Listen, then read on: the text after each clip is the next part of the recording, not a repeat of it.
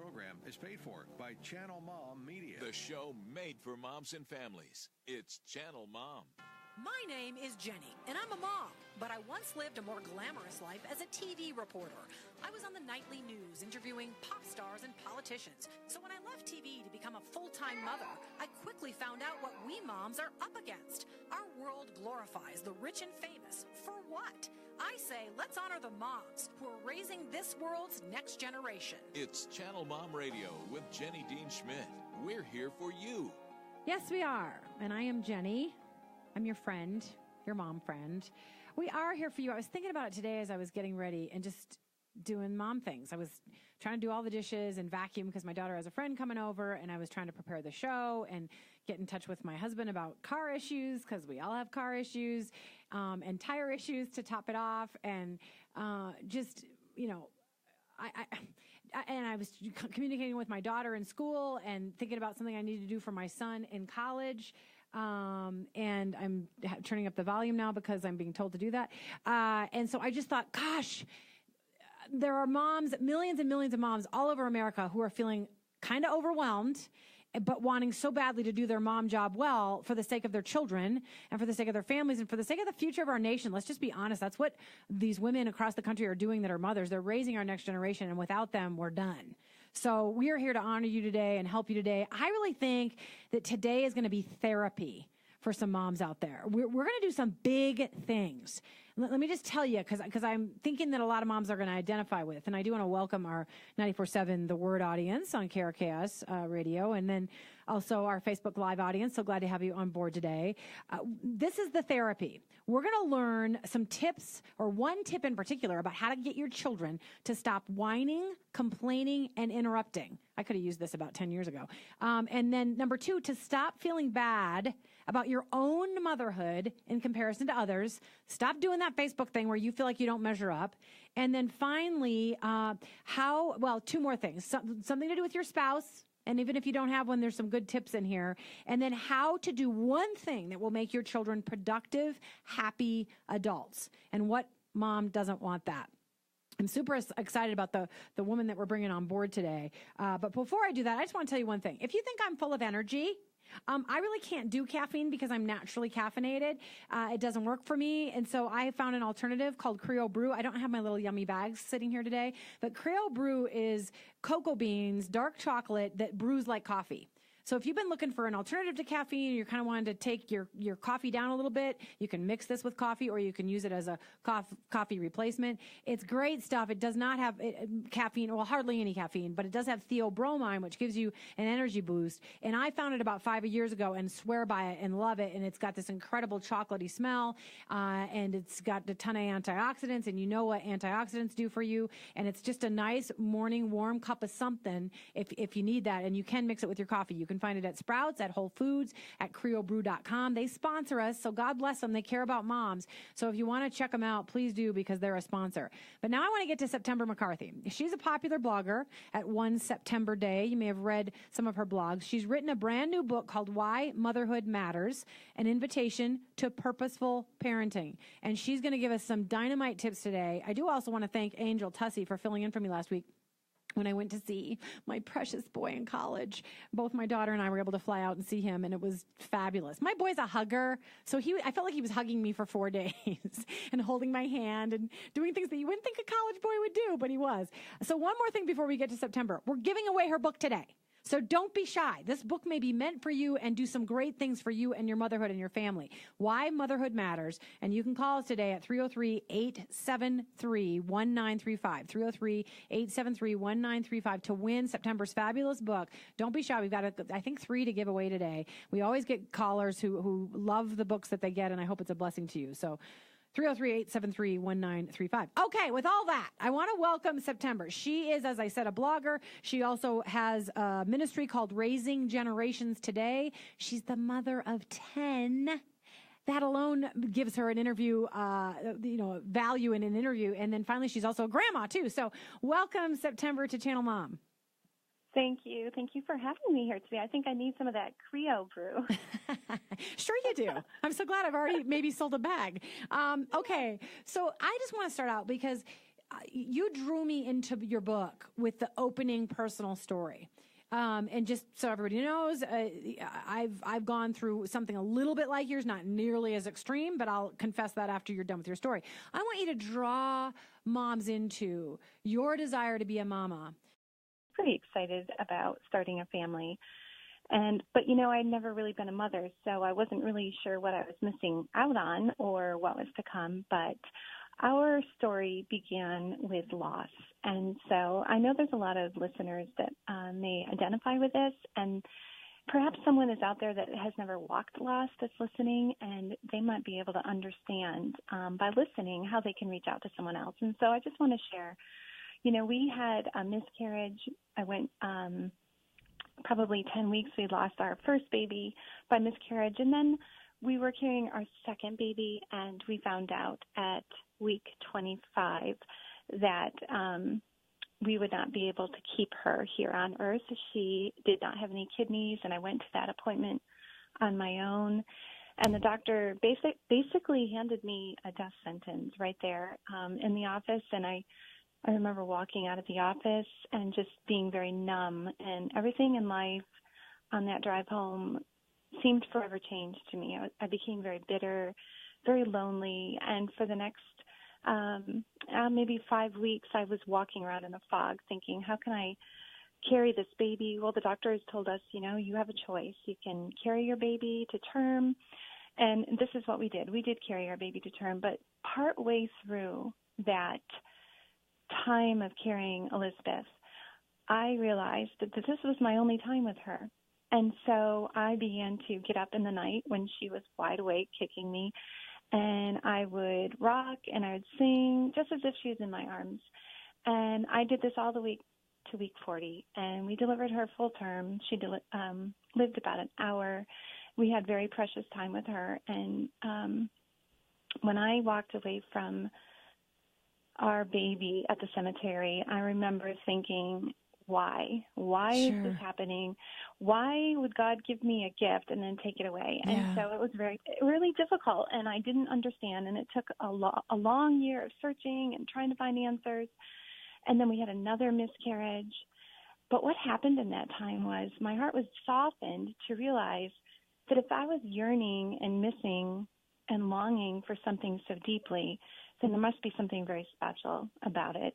And that's when I realized that motherhood does matter. And we went on to have some more children and more loss after that. But my heart was deeply impacted by loss because I realized when you don't have something and you want it so badly, there must be something very important and special about that. Yeah. That's a painful story, and it brings tears to my eyes. I also went through a miscarriage. Only one. So my story pales in comparison to yours. But I know that agony of having that precious one in you and a part of you and the gift waiting to happen and then having to say goodbye to it. And it is one of those things where you say, really, God? Why? What's the point? What's it teaching me? What's this all about? But it did make me yearn. It was in between my two babies, and it did make me yearn mightily for my next baby, which was my Georgia Grace. And I probably treasure her even more because of the loss of my middle baby, who I believe is in heaven. And so I was crying when I read your story and thought, gosh, the value of motherhood. We just can't even put a price on it. And so I wanted moms to know that that's where you come from. You've had pain. You're not a perfect mom. Not everything's been roses for you. You're not the cute little Christian mommy that has everything go smoothly and perfectly and beautifully. You look like it when we see you on one September day. You're beautiful and you have beautiful children and a wonderful husband, but you've had pain just like all of us. So I wanted people to know that. Now, the promise that I wanted to make to moms today is you go through thing after thing after thing in your book about ways in which to reassure moms, to encourage moms, and to advise moms. And I thought moms love takeaways. They're only with us for about 25 minutes on the show, and they want stuff that they can walk away with and be blessed by immediately. So I picked out 4 things that resonated with me. There are a bunch, but I picked out 4. We only have 5 minutes left in this segment, but we have another 10 in the next. So I kind of want to touch at least on the first one now, and that is the comparison thing. Now, September, I'll tell you, I've had other people on the show. We've certainly talked about this before, about how devastating social media can be to motherhood because you're looking at at everybody else having margaritas in Mexico with their perfect children and their perfect family, and driving their nice cars and living in their big houses and whatever else. And you think, why am I not like that? Why don't I look like that? Or they're doing the perfect Bible study with their daughter or whatever. Tell me about what you would say to the moms about how that takes away their passion for how they were uniquely designed with a unique purpose when they think they need to be like everybody else. Right. I experienced this firsthand, and I think that when you are hurt by comparison and you realize that your passion for what you were created for is fizzling out, or you're not functioning off the same level, then something's happened, and it's usually comparison. And it's a trap, and I believe it's laced with lies, and we do this all the time. In fact, we do it based off of sometimes what we think and not really what is true. And that happened to me at the local pool, and other women in my community told me that they were intimidated by me. And it really took me by surprise, and I realized that they were intimidated by what they saw, but they really did not know my circumstances or all of the things I had to do at home. And their words really cut me to the core, and I didn't feel safe. And so I kind of retreated and isolated. And I think this is what women do when they begin to compare. We begin to look around and stop seeing all the amazing things that we have to offer and bring to the table. And so I always tell my older daughters, and I tell other women, that comparison builds walls. And I think we're meant to build bridges. And so, when we begin to compare ourselves to other women, it's like a trap, and we all fall into it, but we have to begin to recognize when we're doing that. And the best way to not do that is to really identify with who we are, what our gifts are, what our strengths are, and to remember our motherhood is never going to look the same. It's not going to look like the woman next door.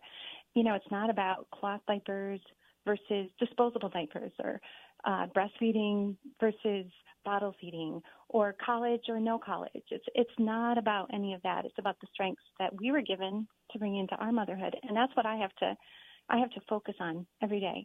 What have I been given? Not the person next door. Yeah.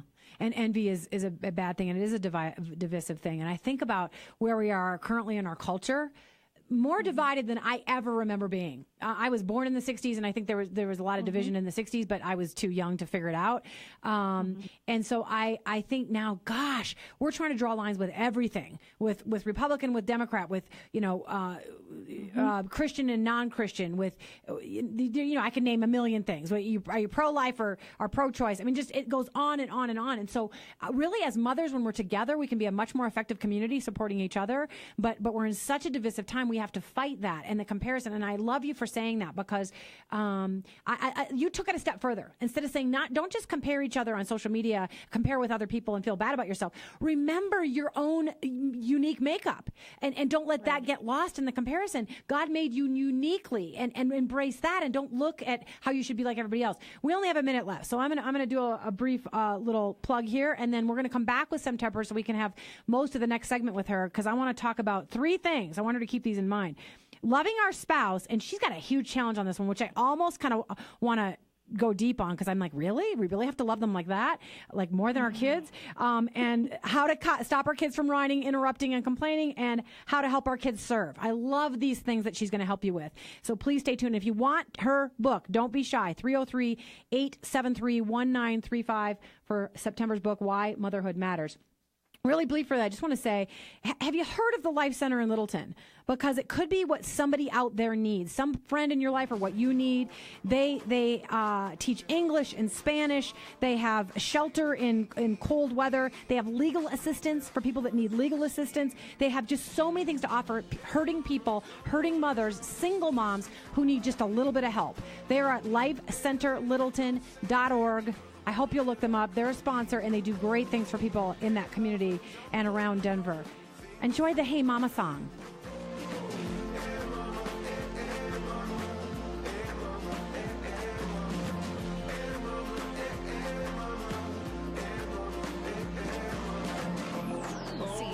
my household. I don't have a degree, but the organization I run is more complex than most companies. Party planner, chef, teacher, nurse, these are just some of the roles I fill every single day. It's time for me to get paid to do what I love to do. I'm going to study at Colorado Christian University and apply what I've learned running my household into a degree that will give me a career. Check out CCU's website at adulted.ccu.edu or call 303-963-3300 and get started down the same amazing path I'm taking today. The vision of the Life Center is simple: transforming communities, period. Located just south of downtown Littleton, the Life Center meets immediate needs, provides opportunities for development, and shares the hope and truth found only in Jesus. Whether you need help putting food on the table or reaching your goals by learning English or finishing your GED, find out more about our services and volunteer opportunities on our website, lifecenterlittleton.org.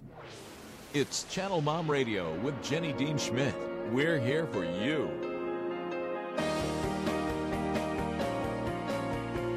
Yes, my hope and my prayer today is that you've tuned in for a reason, and just something that September McCarthy, mom blogger and author, is going to say today is going to be, somebody's going to say, I needed that today. I needed that encouragement. And you can win her book. Please don't be shy.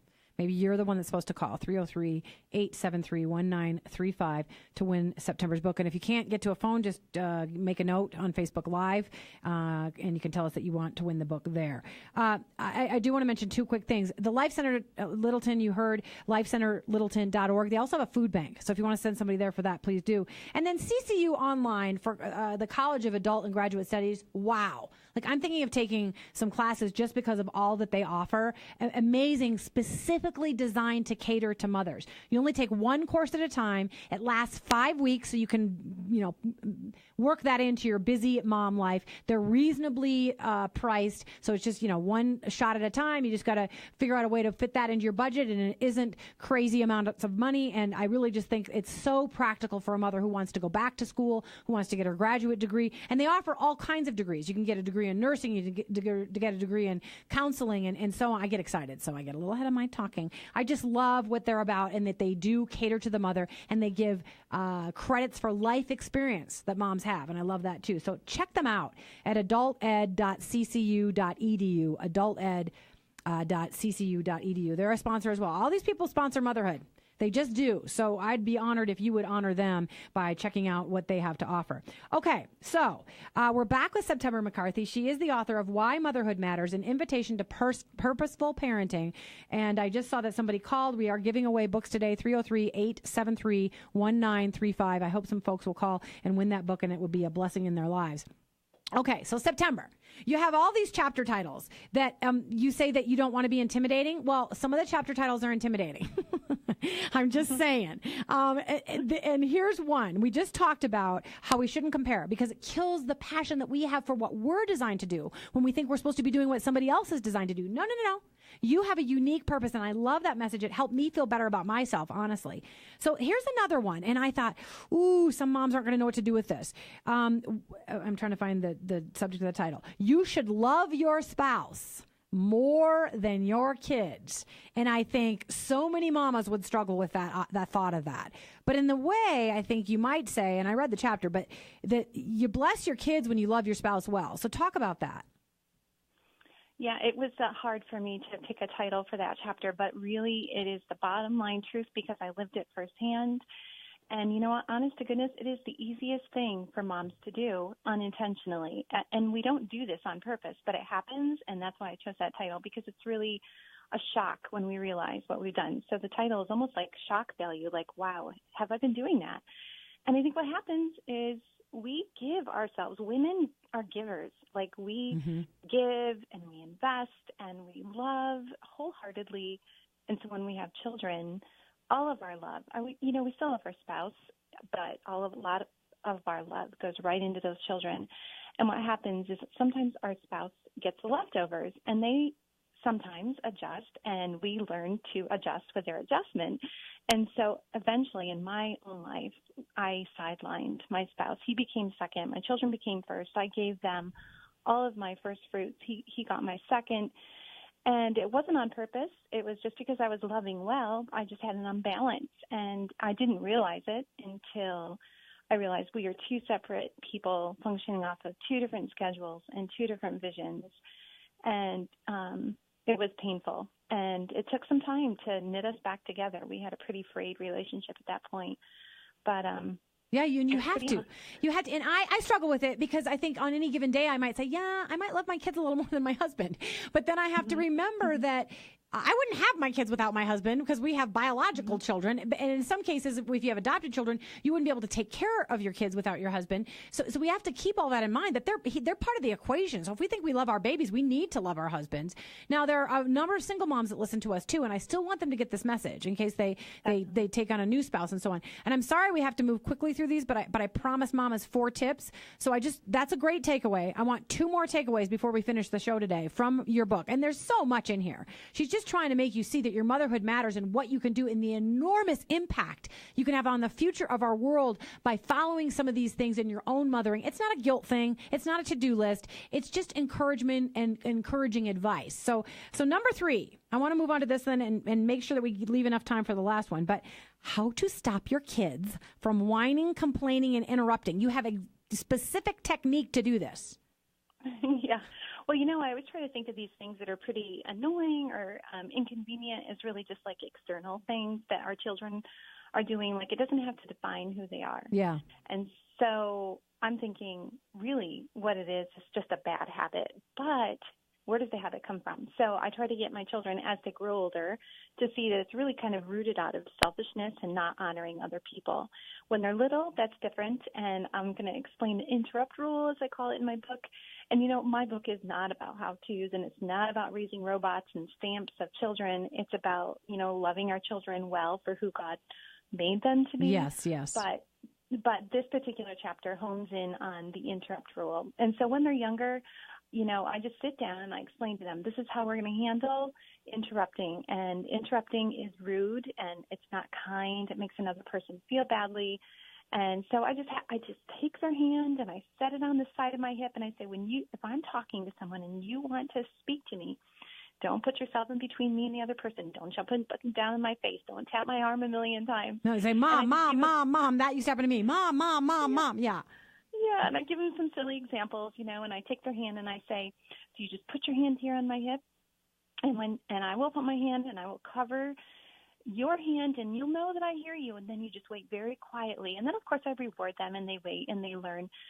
And then when they get older, this is when it becomes more practical and to the heart. You're telling your kids, this is why we don't interrupt, because this other person has value. And this is really about changing the generations. You talk about that on your show all the time, and I love that.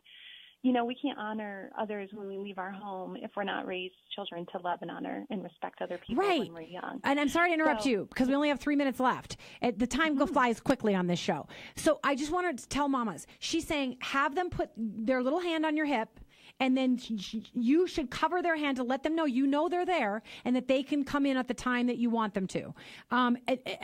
Gosh, I want to get to both of these. I might make you write one of them on Channel Mom's Facebook page if we can't get to it. Do you want to do whining, or do you want to do how to get your kids to serve? And you only got about 2 minutes to answer this, even if it makes them uncomfortable. Because I think sometimes we don't want to make our kids uncomfortable, but serving, if you can give your kids the opportunities to serve and they see how beautiful that is for themselves, it ends up being like, oh, this helps me too. They will be fabulous adults in serving. I've done it with my kids, and I've watched how they serve. Yeah. You just have to basically not tell your children they're doing it to do something, but you want to create a heart for service. You want to give your kids a big to-do list, and this is what you do to serve. You want them to grow up with a heart for service. And I talk about that through my whole book. We took our kids to nursing homes. We delivered bread to people's doors, and I have a lot of really heartwarming, very intentional stories about my children serving and how it was hard and how my husband used the term can't means won't. And how that became a phrase in our home. Can't means won't. If you say you can't do something, it really means you won't. And so we've tried to foster a heart of service in our home. And I don't have time to share those stories, but they're really encouraging and they're really real. They are. And I think you showed me that you saw their countenance change when they realized how rewarding serving was. And you didn't say, okay, now we're going to serve today. You just be like, oh, so-and-so lost a family member, so we're just going to bring some bread over there. Or so-and-so needs their driveway shoveled, so we're just going to go over there. And you just kind of involved them in that kind of service, even if it was uncomfortable. Okay, September, we're in the last 60 seconds. How do people find you in the book? WhyMotherhoodMatters.com is where the book is, on Amazon, wherever books are sold, CBD, Barnes & Noble, in bookstores, and, of course, on my blog, One September Day, which is SeptemberMcCarthy.com. SeptemberMcCarthy.com. We had some callers for your book. I'm so glad we had some winners. That's fabulous. Yay. Congratulations to them. September, you're a blessing. Thank you for your messages. I hope people will look further, and maybe I'll just even have you talk about the whining one on ChannelMom.com or something so we can follow. Yeah. So God bless you and your fabulous, huge family, September. Thank you for sharing your motherhood secrets. I appreciate it. Okay, thanks to you for tuning in and for all you do as moms. If nobody's thanked you today, I'm thanking you today for raising the next generation. God bless you. Have a beautiful weekend.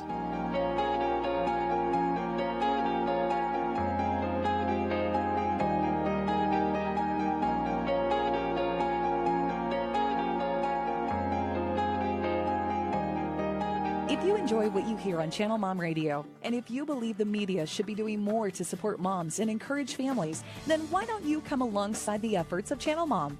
We'd like to offer you our partner package today.